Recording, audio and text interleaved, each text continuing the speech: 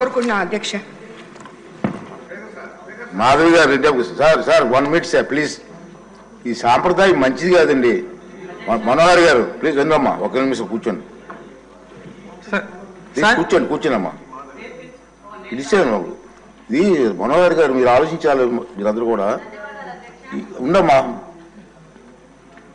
ఆమెని పిలిచాను, మిమ్మల్ని కాదు, ఆమెని పిలిచాను.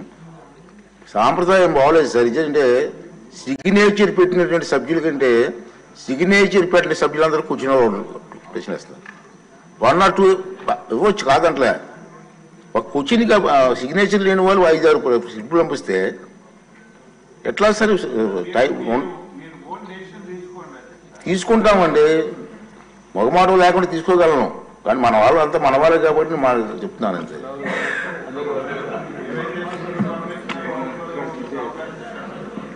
సిగ్నేచర్ ఉన్న వాళ్ళకి ఇస్తారు కాదంట్లా. సిగ్నేచర్ లేని వాళ్ళు కూడా 10 మంది వస్తే నాకున్నది 1 hour టైం, అయినా సరే 2 hours ఇస్తున్నాను టైము.